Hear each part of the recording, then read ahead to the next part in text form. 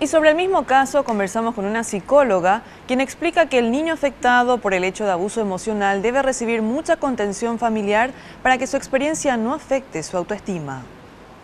El hecho ocurrió en el primer ciclo de la educación básica del Colegio La Paz del barrio Pablo Rojas de Ciudad del Este. Supuestamente una profesora obligó a un alumno a desvestirse frente a sus compañeros de clase, para luego obligarlo a utilizar una pollera hasta que termine su tarea. Esto afectó gravemente al niño, quien incluso debió abandonar la institución y mudarse de colegio. Le va a afectar emocionalmente, evidentemente no en la identidad sexual, si es eso lo que de repente se pueda pensar, ¿verdad? No por el hecho de haberle vestido de mujer, el niño va a tener una orientación sexual diferente. No, en eso no. Pero sí le va a afectar emocionalmente por haberle sometido a la humillación. Entonces, ¿qué consecuencias, por ejemplo? Puede ser que al niño después le cueste enfrentarse al público, le cueste conversar o exponer frente a los compañeros por temor a equivocarse, que se burlen. O sea, ese tipo de huella es lo que sí puede quedar. Y bueno, y también puede hacer que el niño se retraiga más, ¿verdad? Que sea más tímido en frente a los demás y para socializar. La solución no es la humillación ni el castigo físico, según afirmó la doctora, sino más bien identificar el motivo que lleva a este niño a no presentar tareas.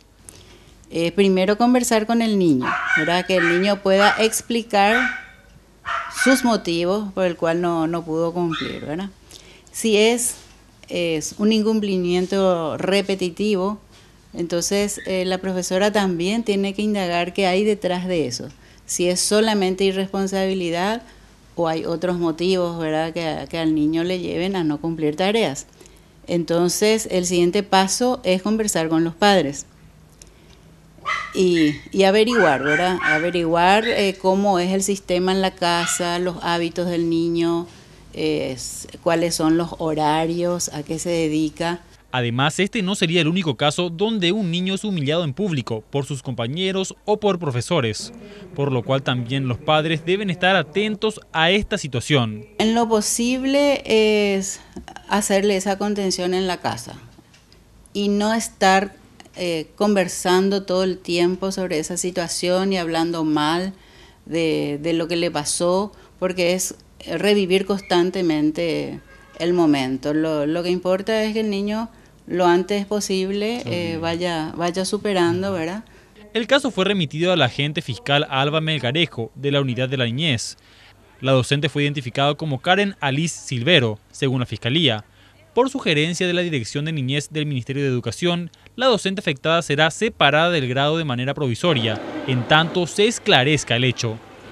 Y autoridades del Colegio La Paz dieron a conocer un comunicado donde expresan que fue el niño quien decidió utilizar la pollera por voluntad propia y como parte de un juego. Autoridades del Colegio La Paz de Ciudad del Este, de donde surgió una denuncia que habla de que una profesora obligó a un niño a vestir una pollera como castigo por no realizar la tarea, lanzaron un comunicado a través de las redes sociales. El documento expresa que el hecho que relató el niño no ocurrió dentro de la clase, como el menor habría comentado. La profesora involucrada firmó un documento en que reconoció que vio al niño en el receso de ese día vestido con una pollera. Sin embargo, negó categóricamente que haya obligado al pequeño a vestirse de esa manera. La licenciada Mirta González, directora del colegio, expresó que los alumnos bajaron a merendar y subieron para terminar las lecciones. El video muestra que las polleras estaban colgadas a un costado del aula, ya que era un día que tenían clase de danza. Los dos menores se las pusieron jugando, aseguró. El menor de 8 años ya no quiere asistir al Colegio La Paz. El MEC le está facilitando opciones dentro de la zona para reubicarlo. Los padres también se niegan a enviarlo de vuelta a este centro educativo. Autoridades del MEC afirmaron que como es un colegio privado, el ministerio poco puede hacer, salvo retirar el permiso a la docente en caso de que la justicia ordinaria determine que el hecho ocurrió en realidad.